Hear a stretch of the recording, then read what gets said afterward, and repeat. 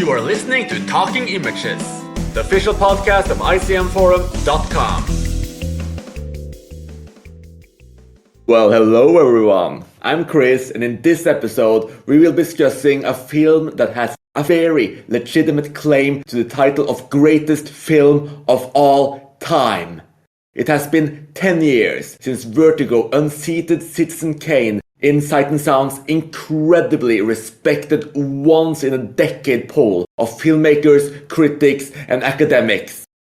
That also means we're about to see the poll return and Vertigo could be unseated.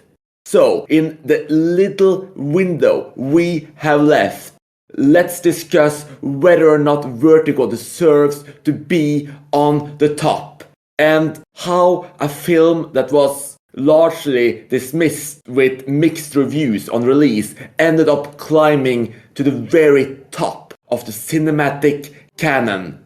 Was it simply ahead of its time? Oh, and why was it even dismissed in the first place? Lean back as we talk everything Vertigo. We'll get to the bottom of that elusive X-factor that makes it so powerful by pinning down exactly what it is that spellbinds, hypnotizes, and even unnerves us. And of course, we'll sink our teeth into that ending.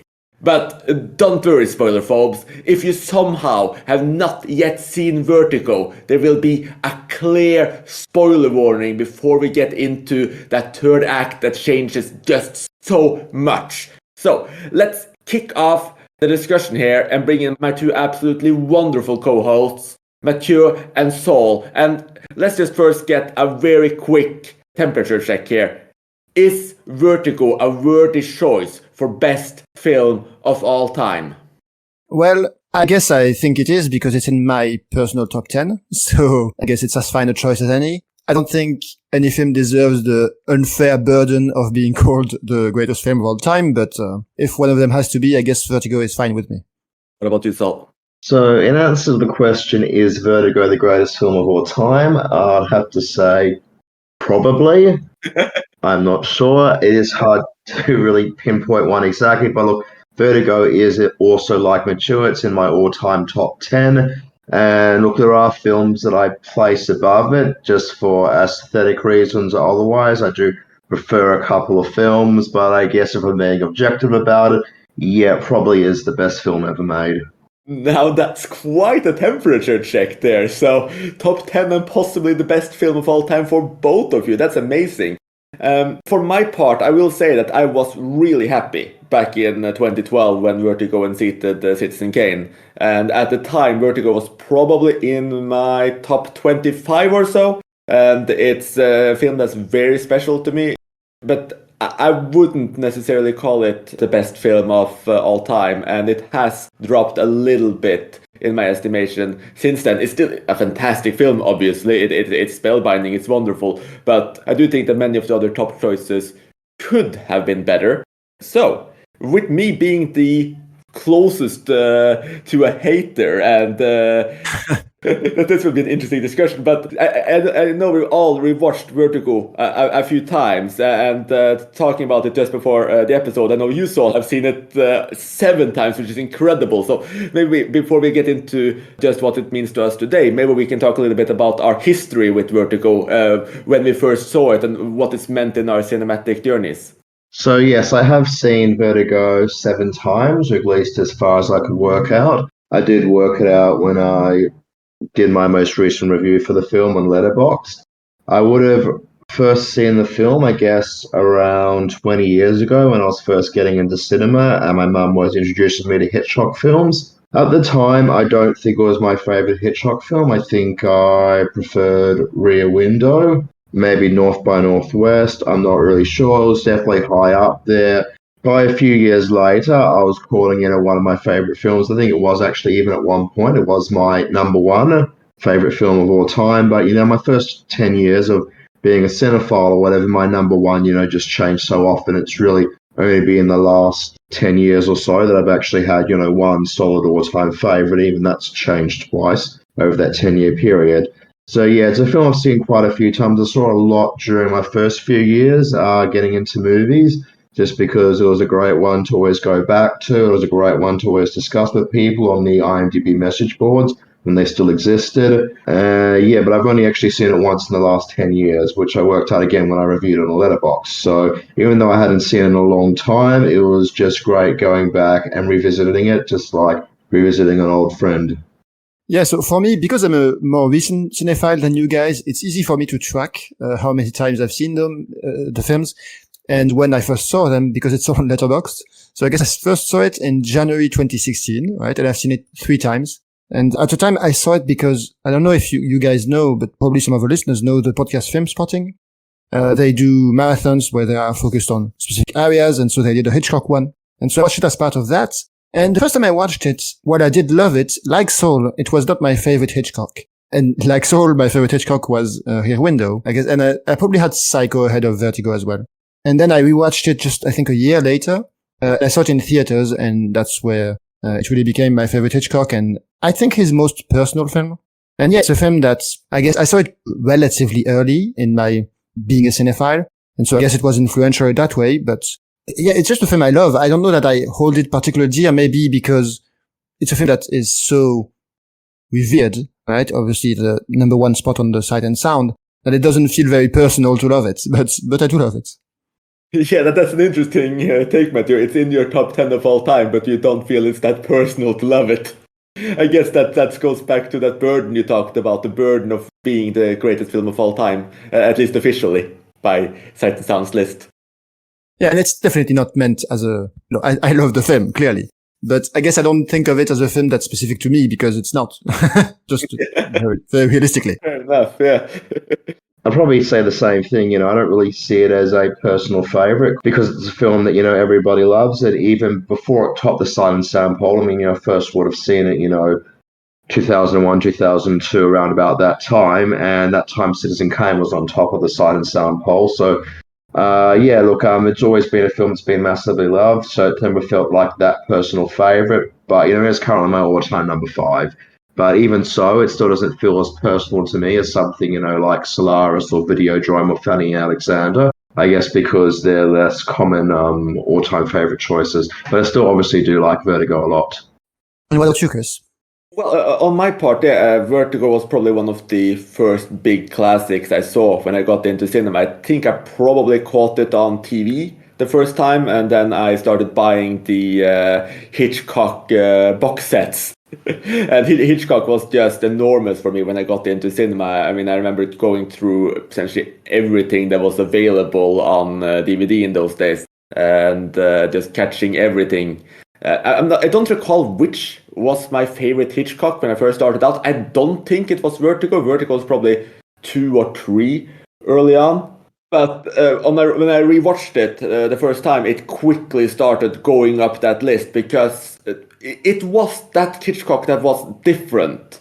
Like all of the Hitchcock films, they play around with mood. They do a lot of really amazing things cinematically with tension, etc. But Vertigo always had that very unique atmosphere where you weren't necessarily sure what you were watching. It had this more magical atmosphere. Obviously some of that is undercut later on, but it felt very different from most of the other Hitchcock films out there, and it felt more creative, more free. I know we might get into this a little bit later as well, whether or not a Hitchcock film can even be considered quote unquote weird, but it's certainly one of the more unusual Hitchcock films, and that really drew me in with just that mystery. So it quickly climbed its way up into my all-time top favorites.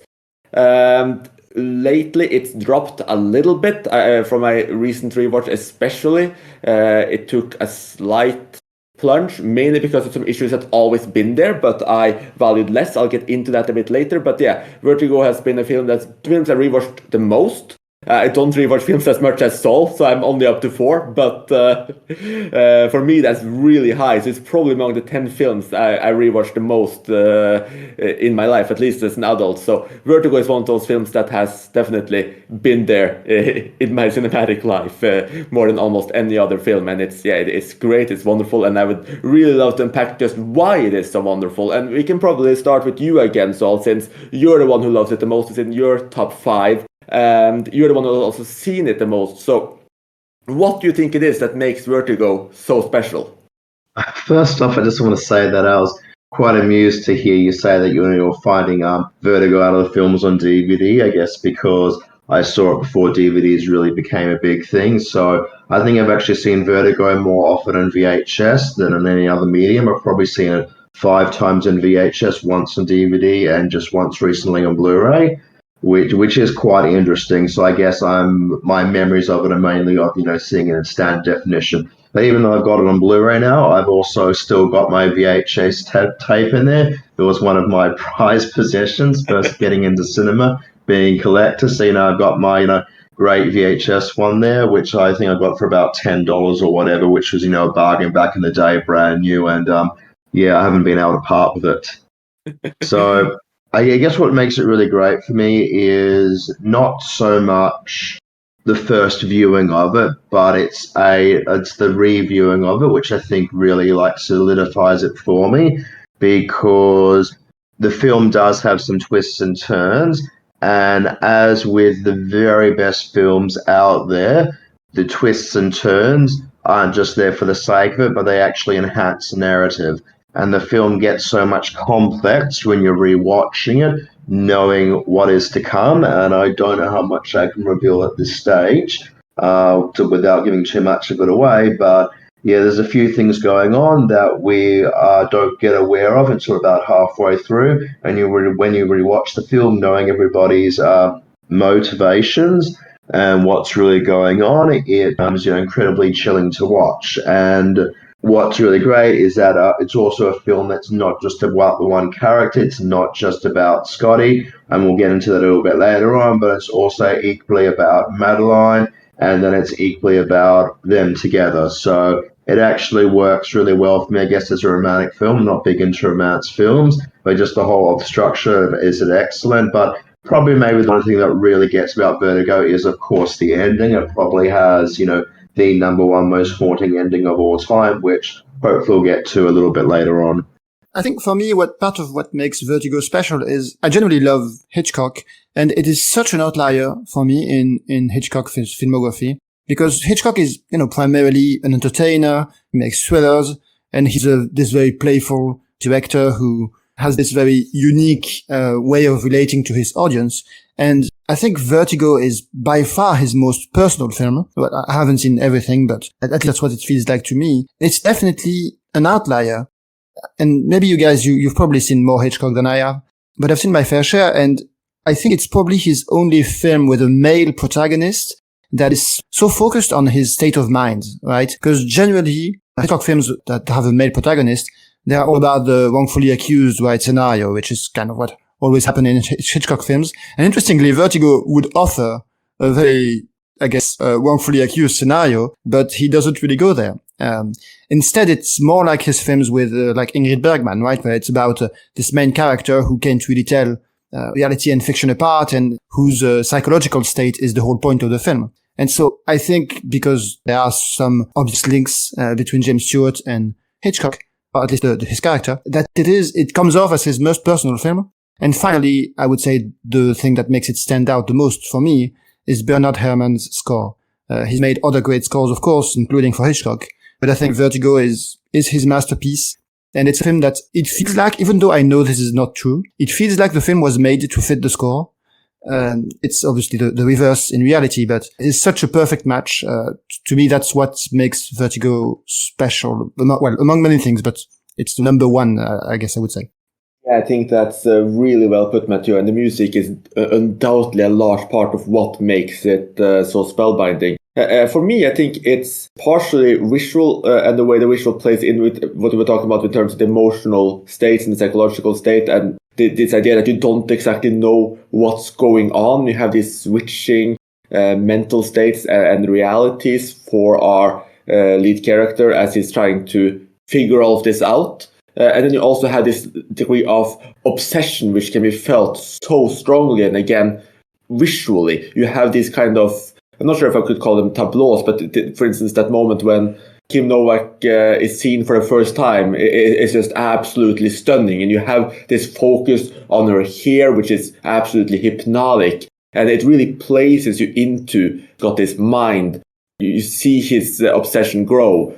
And to your point on how the score really works with the film, and on the point of it being different, and it's not just that it leans more on the psychological state of Scotty. It's also how many quiet moments there are there, which still manage to fill you with a sense of wonder or suspense or just something that really grabs you. I think I read recently Martin Scorsese's assessment of why he loved the film so much, and he said it's because even those scenes where James Stewart is just following Kim Novak in the car and is watching her, there's these really quiet moments. There's just him looking and the music, and to Scorsese, those were some of the best moments in all of the film, even though it's something so simple and quiet. And I think that is part of the mystery or the magic of Vertigo, is that it has this, just like you said, Matthew, this focus on James Stewart's mental state, his sense of reality, his obsession growing. And it really is spellbinding, it's hypnotic. And with that score, with simple looks, it all just comes together and it draws you in, and it makes the film feel like something just so entirely different from almost anything else Hitchcock ever did.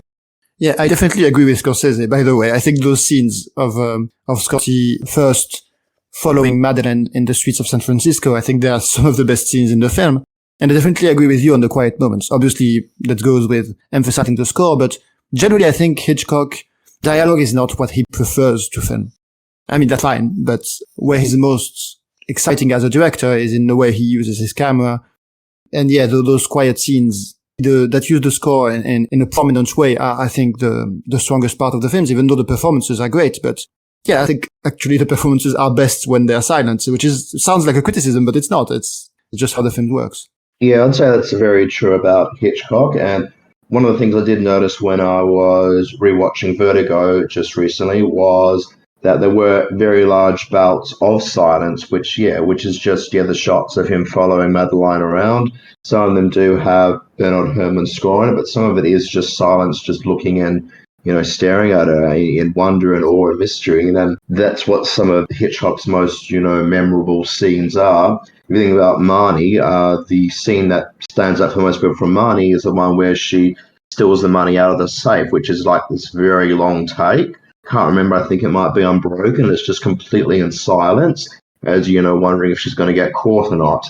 And even if you think about things like Psycho, there isn't a lot of actual dialogue in there, but you have Marion driving along in the car and she's hearing their voices in her head, but there's actually silence otherwise. So I think silence and not talking is definitely where Hitchcock thrives, even in one of his worst films. I'm thinking of To Catch a Thief.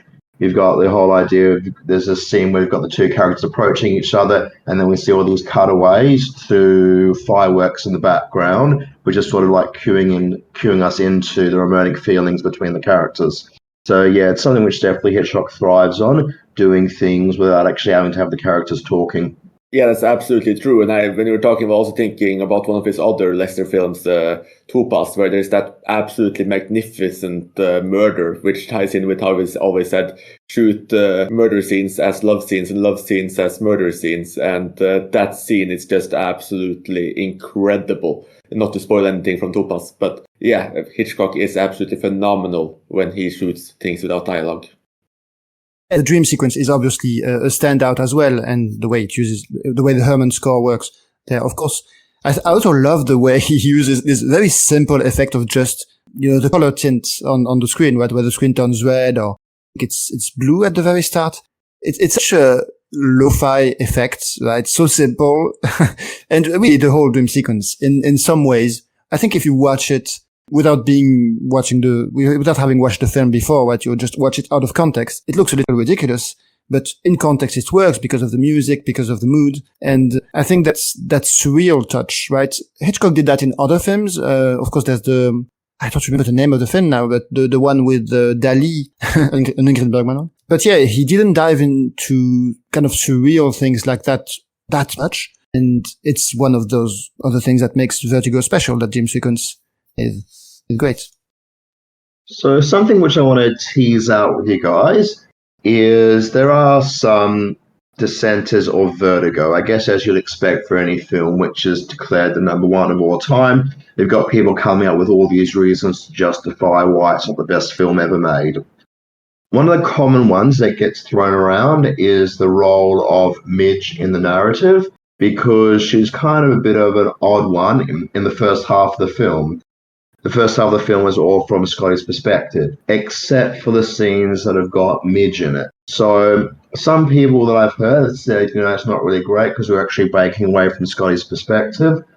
I actually don't mind the Midge scenes, and I like them actually a little bit more this time round because I found what Midge was doing by going and trailing Scotty around and spying on him when he was with Madeline was actually very similar to me to what Scotty was doing, first off, by trailing Madeline in the first place. So for me, I guess the character of Midge sort of like builds up this culture that Hitchcock is trying to establish, where we have this society where everybody looks at each other and spies on each other from a distance.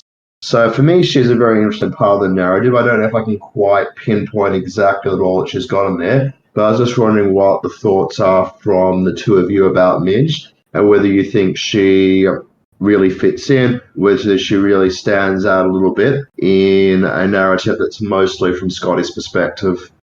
I guess I can see how Midge is a bit of she stands out in the film, definitely. But the reason she stands out is because the film is all about that relationship, that kind of toxic relationship between James Stewart and Kim Novak, and everyone else is kind of beside the point. And maybe the point of her character is that she's beside the point, right? I think she's a bit of an audience surrogate, right? Because at the start of the film, James Stewart is an audience surrogate, but as he grows more spellbound, literally, by the happenings of the film, I think she becomes a bit of an anchor for the audience and also someone to relieve tension at some points. But I think the film also has a lot of compassion for her, right? Because she's obviously being neglected by this man she seems to be in love with, to some degree at least. I think Midge is interesting. I guess I can see how she stands out, but I don't think that's necessarily a bad thing. I think the role of Midge works really well, and I think the fact that I think it actually works a little bit in the way that Hitchcock likes to play distraction maneuvers as well, because early on you have this idea that, okay, she's just trailing Kim Novak for her husband, and this is his job. Then you have this other potential romantic interest, and you don't necessarily know where all of this will go. So in the early part of the film, it's a way of not necessarily knowing right away he'll fall in love with Kim Novak, though obviously that becomes clear quite quickly. And there's also this love triangle dynamic there too. You do, like you say, you have a lot of sympathy and empathy for Midge. You see her trying to show her affection for Scotty, and she does try to, like, there's this failed part there where she, for instance, paints herself almost as if she was Madeline, or in the same style that Scotty is thinking of Madeline, and you have this clash, and it's very tragic, and it shows the obsession in Scotty's character. And it works really well. So I do think that the dynamics are there, they work, and they show how he becomes infatuated with Madeline. It makes it clearer that he has this other potential relationship that he is neglecting. And just aside from that, I do think that early on you also get a very good dynamic between Scotty and Midge. Like, they actually have really good chemistry. There's a lot of fun dialogue between them. So it's very easy to be dragged into the movie because she's there from the beginning. She's there in essentially the very first scene after the opening, and this is where we learn all about Scotty, and this is, like you said, our anchor a bit. So I think she serves so many different functions, and obviously after some things happens and she kind of gives up on Scotty as well, that is a turning point in the film. So I think she has quite a lot of different functions in it, and I think it would be a very, very different film without her. I'm not sure if it would actually work as well, though that obviously would remain to be seen. I do like what you've mentioned about the painting, because I think that's actually one of the most interesting things about Midge, is that she paints herself like Madeline, or like the painting that Madeline was obsessed with, because her dressing herself up to be like the painting reminds me so much of how Scotty dresses up Judy in the second half of the film. So just like Midge following Scotty is around, is like Scotty follows Madeline around. We've got, Scotty dressing somebody up to be like who would want her to be, just like Midge is trying to project herself in the way that she wants to be. Which again, I think just paints a seriously picture of society where we can't, have proper relationships where there's all this underhand stuff in play and where everybody is just trailing each other from a distance or trying to project different ideals onto each other. Yeah, I guess Midge, I have this interpretation of Vertigo as being a bit of a metatextual film where James Stewart is both a Hitchcock stand-in in that, he becomes obsessed with a woman and makes her up, right, completely the way Hitchcock did with his actresses. And also he invents this narrative for her. The narrative is fed to him. So he's kind of both an Hitchcock stand-in and an audience stand-in, right? Because in a way he is more enamored with the fictional story than with the real. Well, in a way, he's completely more enamored with the fictional one than the real one. And I think in that way, he's kind of like us watching the film, right? Just like we are entranced by the film, he is entranced by Madeline. And I guess it's interesting to think of where Midge fits into that. I don't know if she fits super neatly, but you're right. The way she makes herself up, it's kind of like someone who wants to be in the movie but can't. Even though, no, technically she is. That's a really fun way of putting it, yeah. But yes, like you said, she is definitely an important part. But Sol, you mentioned that this is one of the main things that the detractors are pinpointing. And like you said, also, this is regarded as the greatest film of all time. So there will always be detractors. And even among people who love the film, you will look for more mistakes. You will look for more things you have an issue with. Small negative things will stand out a little bit more just because of its reputation. So let's sink our teeth into some of the potential issues with Vertigo, or some of the negatives. Are there some things with Vertigo that does not work that well for you? I guess the main one for me would be something that it's been there since the very first time I watched it. Is that the relationship in the second part between the characters, it feels a little one-sided. I don't fully buy that Kim Novak's character is in love with Scotty. She declares it, but rewatching it, to me, her actions, it feels more like she is overwhelmed by guilt and pity, maybe. I don't really buy that she's in love. And I think the film does want you to believe that. So, in general, I could see how people might struggle to see Kim Novak's character as more than a creation, which in some ways is the point of the film, but the second part is meant to be a more real version of her. And I guess I can see how the film doesn't quite manage it. I don't mind it. I think it works because the film has this fantasy aspect, right? This getting lost in the fantasy. But in some sense, right, it's a film that's very much from James Stewart perspective. And because of that, you can kind of lose some sight of that character.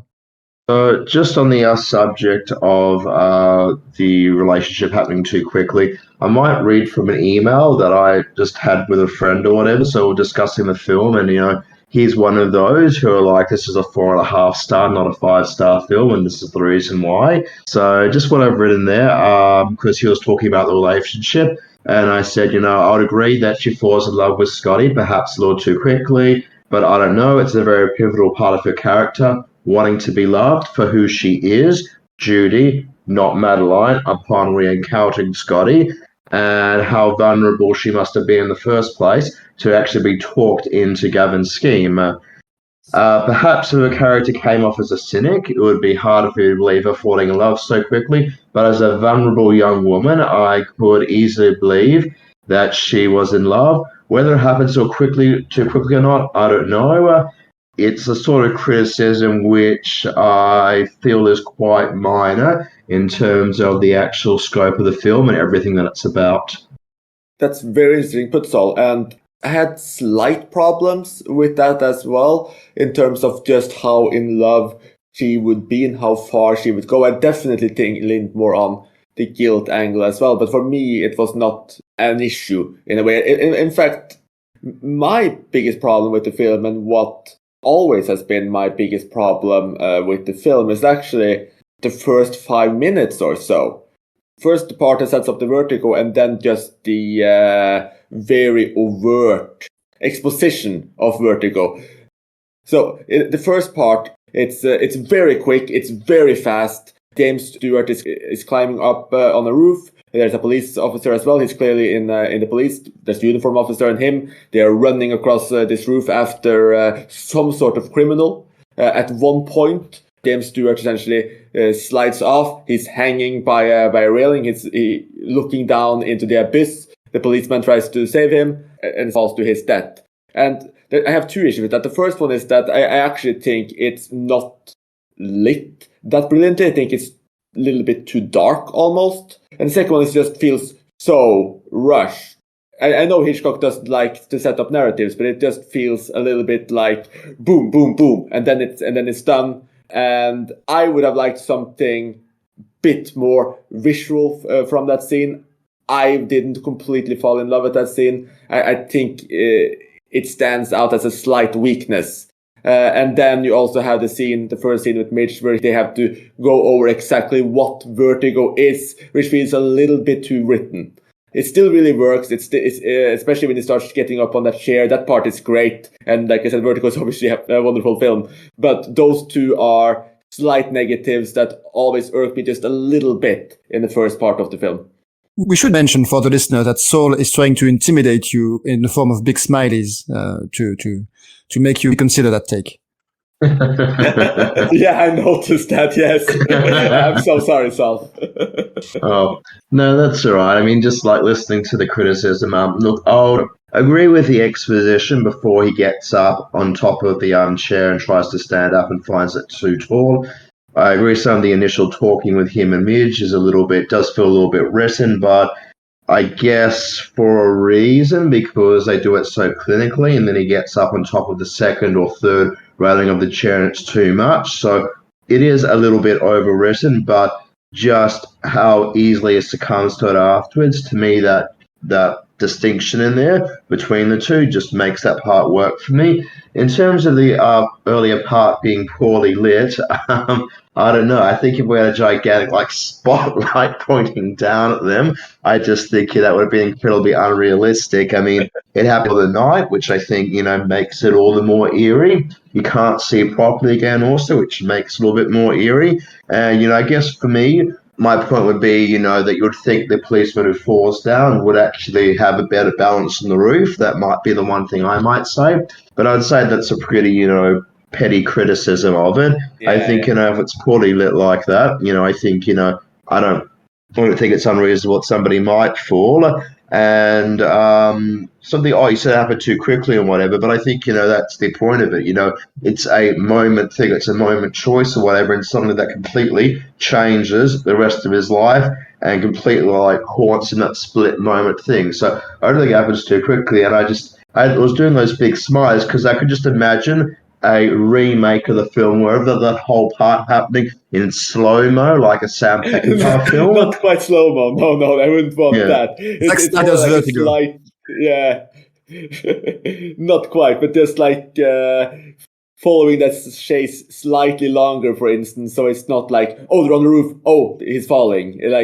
Just immerse, maybe, I know that Hitchcock doesn't do that, but immerse us in that scene a little bit more before something happens. Something like that, because it just feels like it's on so fast. I'm not even sure if it might just be 3 minutes. I haven't timed it, but it just feels like it's just speeding through to let us get the setup. It's a small criticism. It's still a good scene. I still enjoy it. I'm just saying that it just felt slightly too rushed for me. We're trying to find tiny errors with Vertigo. We're not saying it's a bad scene. That's fine. I'll get to my tiny thing also in a second, but we'll let Mature respond if he wants to. Yeah, I can see what you're saying, especially with the exposition. I think it works okay. I mean, it is clunky. I think the actors make it work, like Barbara Bel Geddes, which I don't think we have mentioned. We've talked about Midge, but I think her chemistry with James Stewart makes it work okay, but it is definitely clunky. I kind of like the effectiveness, the efficiency of that opening scene.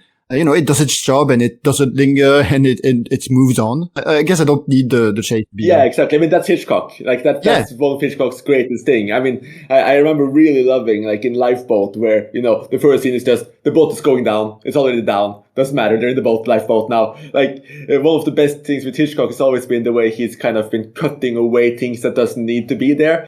But in this case, it just, like, I guess in this case, since he actually showed the setup rather than just cutting to the thing afterwards, I just paid a little bit more attention. It's very efficient and it works, but I just wish he had gone a little bit, I guess, against his general efficiency and just immersed us a little bit more in that scene before something happened.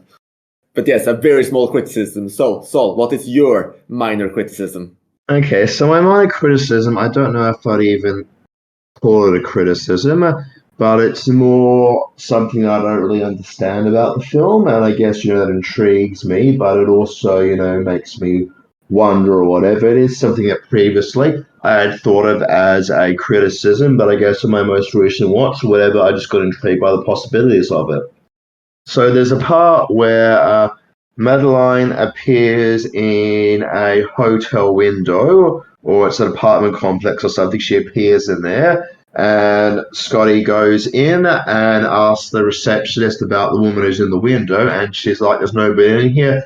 Nobody's been here since I've been here. I haven't seen anybody walk in. And they go up to the room, and she's not in the room. So she's appeared there, but then she somehow managed to disappear. So it is a part that I've discussed previously on the IMDb message boards, and somebody came up with a theory that, we're just seeing her in Scotty's mind. She's never actually out the window, which I think is quite a sort of a ridiculous take on it, because the whole thing isn't first-person point of view. It's constantly between Midge and Scotty, so it's not just Scotty's perspective, so I don't buy that. Well, what I've actually come to think about, which fascinates me, is this like outtake from the film where, would actually see, Madeline crawling along the ground in front of the receptionist's desk and sneaking up the stairs or whatever. I can imagine her having a flashback, because we've seen a flashback, so I think she can have a flashback of her like sneaking past or whatever.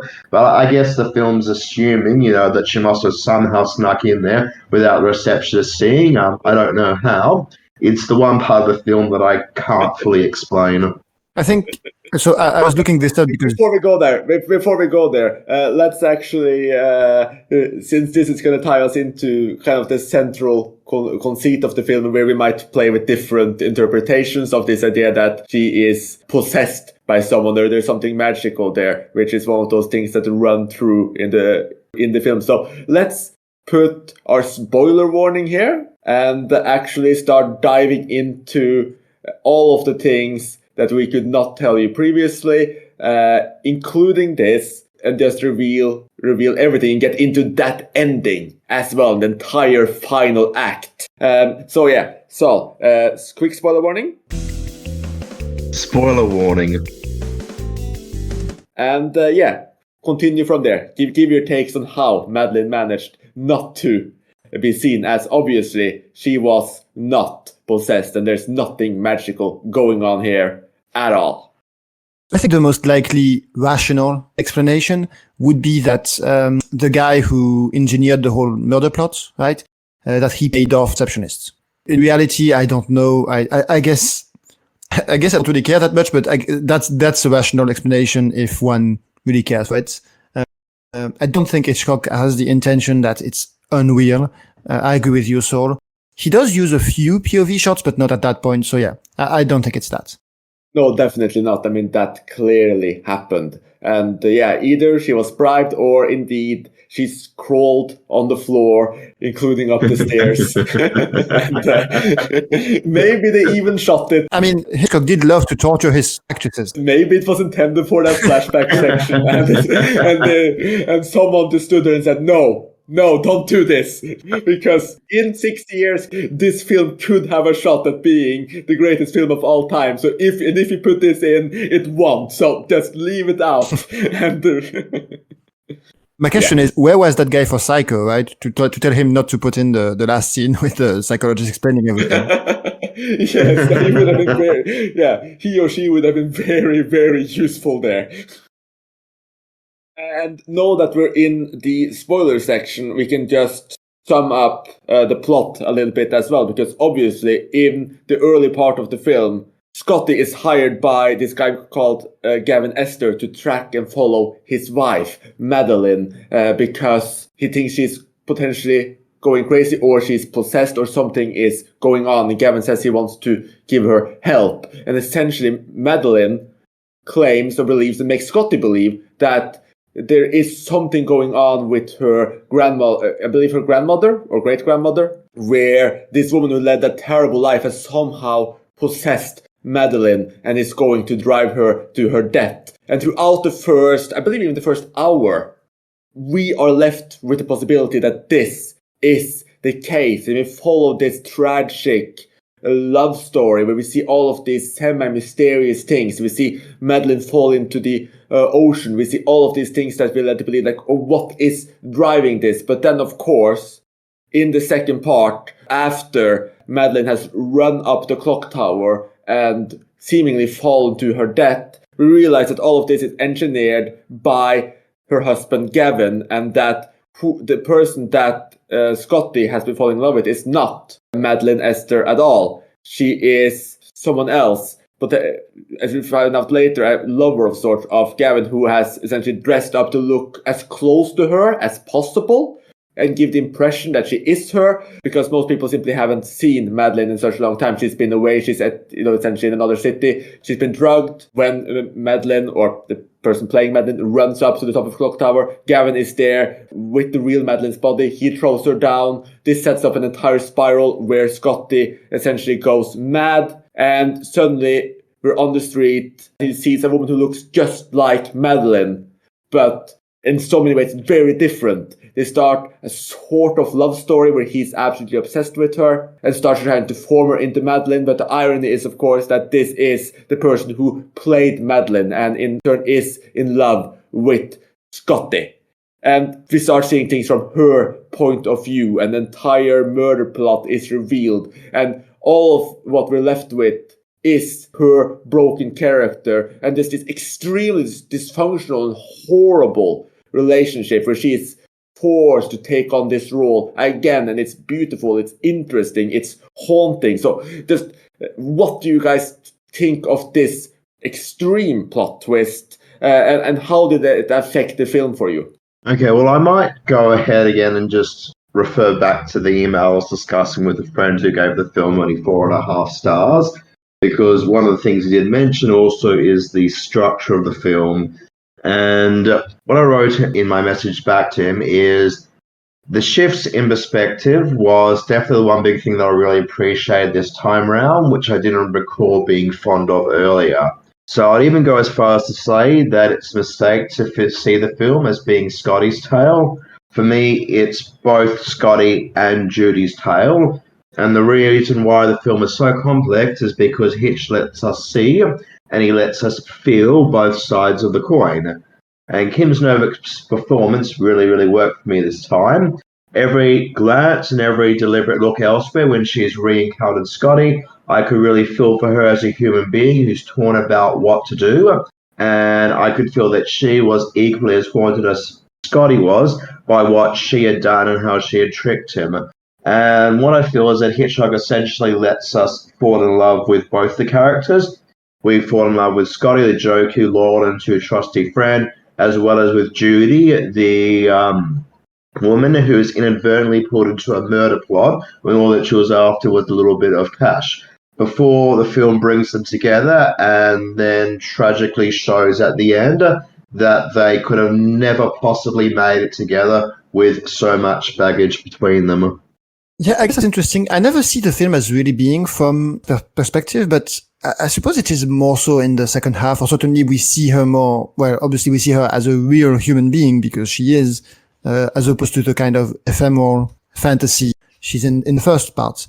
The ending, funnily enough, when I watched it last night, I didn't really remember the ending. I mean, I remembered they went back to the tower. I remembered this time he got all the way up. And I remember there was a nun and someone fell off, but I wasn't quite sure which one and if it was both. Well, I didn't exactly remember. I think it's great. That's an extreme memory glitch. Yeah, I don't know. I mean, I remember the ending in that. I remember the shocking moment of the nun coming in and someone falls off. Right? I remember that. But yeah, I had forgotten the specifics because I think the specifics kind of don't matter. It's a tragedy. I think it's the most tragic possible ending, right? She dies and he's left with this memory of her that he can't reach. I really like the way that that Hitchcock shots it, especially the way James Stewart his body position is exactly the same as the one he has when he's falling in the dream. There's kind of this superimposition where you have James Stewart going in a spiral, and he's got the exact same position with his arm weirdly flailing around after Kim Novak falls, which I think is quite good. But yeah, the ending is great, but obviously I didn't remember exactly. Yeah, no, I'm quite amazed that you didn't remember the specifics of the ending, or I'm probably even more amazed that you've just said the specifics doesn't matter in terms of who fell. Because for me, yeah, it's very important that it's the same person, or sort of not the same person as such or whatever, but Maddie versus Judy or whatever, the same woman or whatever as such, falls, because he basically has a chance to redo the situation and to save her this time. And the whole tragedy of the film and why it resonates so much for me is that given that second chance, he fails again. And that for me is just such a haunting thing. And I know when I was rewatching the film most recently, when it got to the stage where they drive towards the bell tower, I couldn't sit still.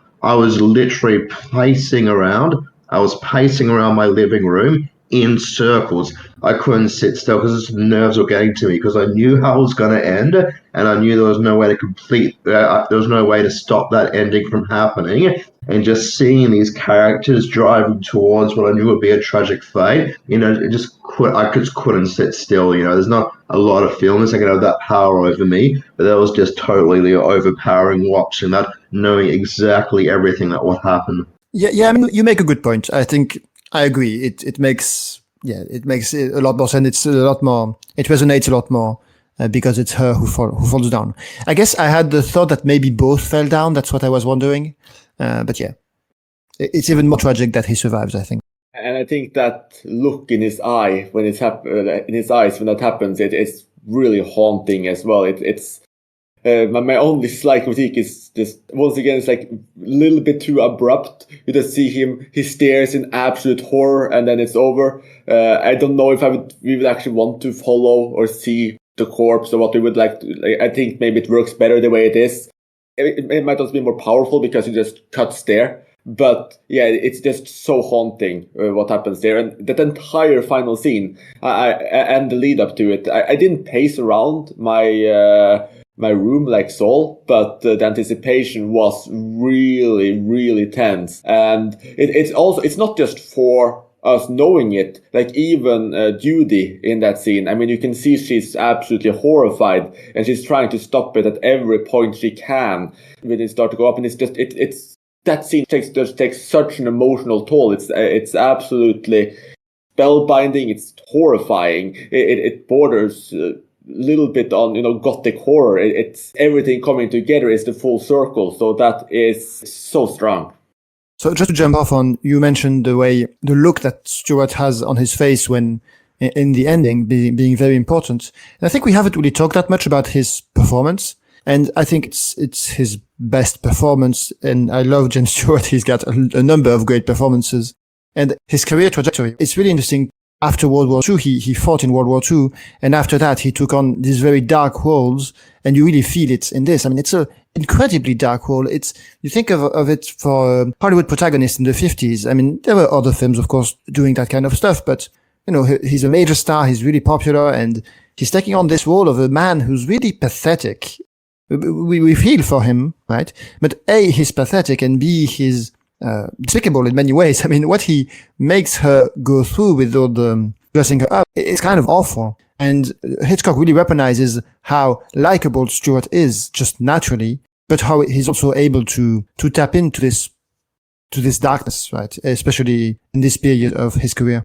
Yeah, I completely agree. And I would just like to say the entire final act, which again is largely from Judy's perspective, I mean, that's essentially just psychological horror, where this woman, she's gone living with all this guilt and her memories are then forced to do it again and push closer and closer and closer to the persona she embodied when, she committed this terrible crime. And it's almost so strong that it's traumatizing. I mean, the power of just seeing her performance and seeing her become more and more emotionally destroyed, and Scotty becoming more and more both possessed, in many ways abusive and forceful. It's possibly the strongest part of the film for me, actually. And the first part is magical and spellbinding. The obsession is it's wonderful, but that final act is just all out psychological torture. It's so extreme. This woman is complicit in murder, and you still feel for her so strongly just because of essentially the terror she's going through.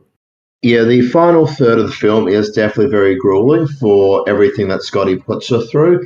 And you do sort of like sit there wondering, why is she letting Scotty dress her up so much? Why isn't she complaining more, especially when he gets her to look so much like Madeline looked before?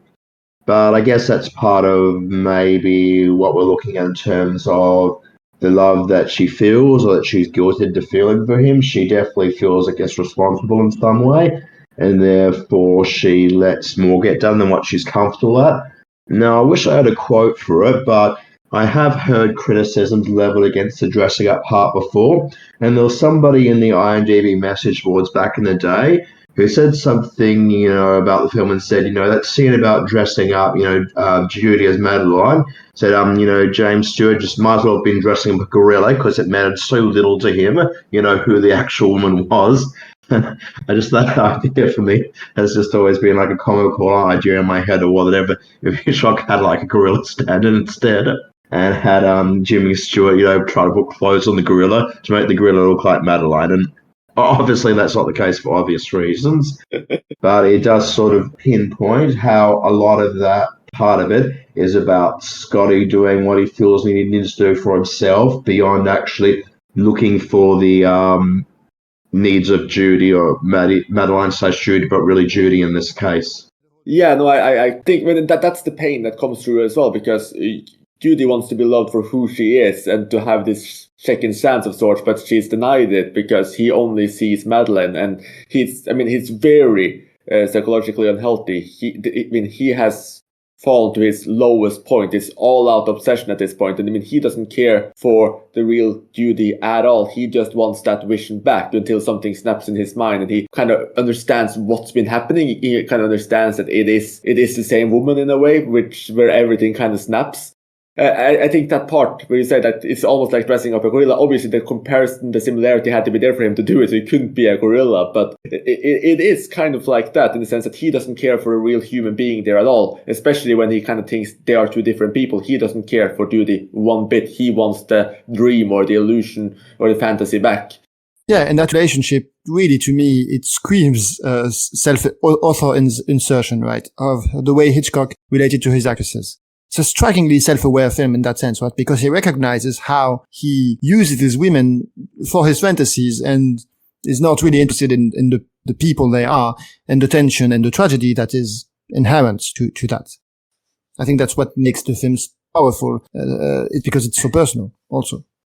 Yeah, that's a really great point, Matthew. And in terms of personal, in terms of cinematic connections, I think one thing that I hadn't thought as much about before my rewatch is just how close Vertigo is in some ways to the film Hitchcock made 2 years later, which is Psycho. Now, obviously, they're very different films in a lot of respect, but the central conceit is actually very similar, where you think you're watching one film and then essentially even the genre changes, which is absolutely spectacular. So obviously for Psycho, you go from thinking you're watching this crime film and then suddenly you're watching a horror.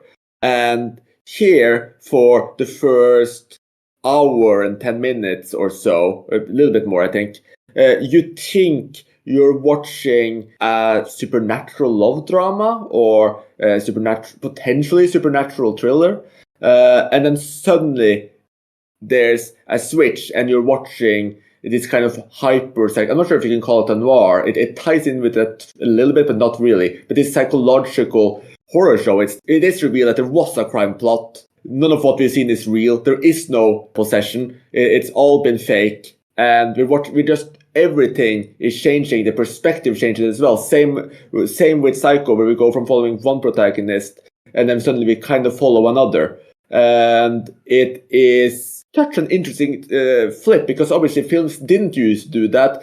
Psycho gets a lot of credit for doing that, but in so many ways I think Vertigo did it first, and it did it in a different way, in a more resonant way in many ways. Because in Psycho it's more of a shock factor. In Vertigo it is far more in tune with what the film actually is, and there's a very clear line of obsession throughout, so we don't just switch like Psycho does. So in many ways, I just think that Vertigo should get far more credit for this incredible conceit and this just absolutely brilliant flip. I don't know if I really see Vertigo as a film that flips perspectives as such. Psycho really does that, because we're following along Janet Leigh, and then without spoiling it too much, something happens and she's no longer in the film at all. In Vertigo, the characters are still all there. What happens, though, is we get a second point of view, so we're seeing everything mainly from one point of view. We then get a second perspective, and the two perspectives merge together.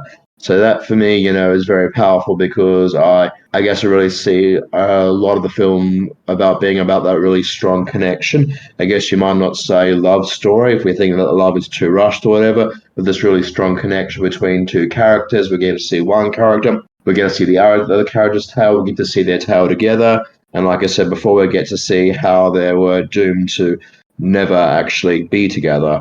So I think it's slightly different to Psycho. It is an interesting comparison to make, but I think it's definitely is quite different to what Psycho does. Oh yeah, definitely. Yeah, I wouldn't go so far as to call it a genre shift, right? To me, it doesn't change that much. It's a twist that changes our perspective, but in a very real way, the perspective of the film doesn't change, right? It's the same characters. It's just that we learn more. And I don't think the tone of the film changed that much. I guess the fantastical aspect disappears, but it still has that kind of weird, dreamlike quality often. So, yeah, I see what you mean, in the sense that it's very much a film of two halves, like Psycho. But yeah, the change is much less radical. So I guess I don't think of it in the same terms. No, I agree. It's much less radical. But at least for me, the conceit of the first 70 minutes or so, that conceit of the supernatural is always very compelling, even knowing that it's not true. One of the best scenes is when they go up to the trees and they see this tree that's chopped open, and you see the years and the centuries, etc. And Madeline, or Judy, they're acting as she is possessed, points out, "Here I was born and here I died." Like, those scenes are absolutely incredible to me. The drowning scenes as well, we kind of see, and the scene with the window too, the scenes with the painting, the scenes where you see James Stewart really fall for this lie. This conceit of this supernatural element just always strikes me as very, very potent and strong. So that's why I feel that there is a much bigger distinction between those two halves than you perhaps feel. Yeah, actually I agree with that. I agree that Hitchcock really uses his sense for mystery, right, which he obviously weaponizes in his whole filmography, for something that feels supernatural, which I don't think is done that often. And you mentioned a lot of the scenes that stand out. I think particularly, is it part of the dream that there's a point where the portrait, right, the portrait of Carlotta appears on screen. I think it's when dreams, and it feels like she's looking directly at you. It's kind of a horror movie moment that I think works very well. I think, yeah, there's this uncanny energy to the way he pursues Madeleine in the first half. Also, a shot that I love, that I don't know that is that notable for most people is when he zooms in on her hair, right? When she's sitting looking at the portrait. And he does that because he wants to highlight how her hair is done in the same way as the lady in the portrait. But it's a shot that I think, I don't know why, maybe because the spiral, right? It looked like a spiral, her hair, kind of like the whole motif of Vertigo. And every time I see women with a haircut like that, be it in movies or in real life, I think of Vertigo. It's I don't know why that shot really stands out. Well, I just have to say I completely agree. I mean, I think that her hair is like synonymous, if you can call an image synonymous with the film itself. Like, it's one of the most powerful images because you have this spiral. Spirals repeat themselves in the film as well, but the way it's shot, the repetition of it, it's spellbinding, it's hypnotizing, it's so powerful. And obviously that is the final thing that James Stewart changes with Judy as well before like the reincarnation of sorts is perfected. So I think that here, all of those moments, those stand out as incredibly important. Yeah, and the music has a spiral-like quality to it as well, of course. And talking about spirals, it might be time for us to come full circle in some ways, both close this episode and go back to Vertigo's claim to being the greatest film of all time, as settled by the joint critics and filmmaker list of Sight and Sound from 2012. And obviously it's really hard for us to speculate, but do you think that Vertigo will remain the number one on the combined list when it's finally revealed a little later this year? That's a good question. I mean, the answer I was thinking about is no, but they come with all these comical answers. Like, no, it'll be Shawshank. It'll be a revision of what's happened to the IMDb list with everybody done voting The Godfather. So, Shawshank can get up there. So, look, I don't know. I'd like to think, the critics are the people who are being interviewed will actually submit lists that are actually films they want rather than films that they want to dethrone Vertigo. So, look, hopefully it remains up there. I think it's very good in the public conscious. I think it's a very well-regarded film, but Citizen Kane is also, and I guess, between the two of them is really close. The interesting thing for me, I guess, would be the newer films and seeing what impact the films made in the last 10 years would make into the list. I don't think we'd be seeing, Parasite at the top of the list, but, I can imagine a few films like Parasite and maybe, oh, God forbid, Holy Motors and a few others or whatever making their way up towards the top. So I would say, if I was going to put bets on it, I would say maybe there's a 50% chance of it being Vertigo, 40% chance of it being Kane, 10% chance of it being something else. So who knows what's going to rise up. Yeah, I don't know. I think it's possible we might see big changes, because from what I understand, they're going to change a bit. I guess I don't really know that, but I think they're going to maybe have a wider selection of critics this year. But anyway, I think Vertigo will stay on top. I don't really see Citizen Kane getting its spot. I don't know why, but I guess I see it. I think if anything would do it, it might be 2001. But yeah, I guess I would bet on Vertigo still being number one. The only thing I think about with Citizen Kane is that, yeah, it's not quite as popular as, it would have been maybe 20 years ago when I was first going to cinema. Both films for me are my all-time top 50. But I think Vertigo is an easier watch as such, an easier narrative to get into. So I think that's going to give it a little bit of a head up, but I really have no idea. I wish I could take bets on it, but I have no idea. Yeah, it'll be really interesting to see. And as Matthew mentioned, they are actually looking to broaden out the perspective even more. I think 10 years ago, they spent a lot of work contacting, I think, over 1,000 critics, directors, and academics to try to make it the biggest poll ever. And now they're doing that again. They're trying to get even more people involved in this process. And they're trying to specifically get away from the UK as well, be as international as possible, so trying to be more inclusive. So I think it will be very interesting to see what impact that will have, and also what impact just expanding it from, say, 1,000 voters to 2,000 voters or wherever large you're going to go, what impact that will have. There's a lot of variables. If they get a lot of new people in, everything could change, essentially. I have been looking at the old list a bit, and obviously they do one director's list, one critic list, and one split. And on the director list, like Citizen Kane, nor Vertigo is number one. Citizen Kane is 3 and Vertigo is 7, with the Tokyo Story in 2001 topping it. So if they get more directors in, would, Tokyo Story or 2001 stand a larger chance? That's possible. Will the fact that it's 10 years later and the audience or the voters might perhaps be younger mean that slightly newer films will have a slightly better chance? There's a lot of variables there, so I don't know. I do think it's a good chance Vertigo could remain on top. It's a good chance Citizen Kane could unthrone it again. I'm not sure if any other film could necessarily take it, but with that big a shake-up, a lot of different things could happen. So I guess we'll just have to wait and see. We're not quite sure exactly when this top list will be revealed. We know they're working on getting in the votes now. It's going to be sometime this summer, is what Sight and Sound is saying. So it's going to be very exciting when it's actually revealed. We might even do an episode on it or come back to it at some point. But there will be some more episodes in between. So thank you so much for listening and join us again soon. You have been listening to Talking Images, the official podcast of icmforum.com.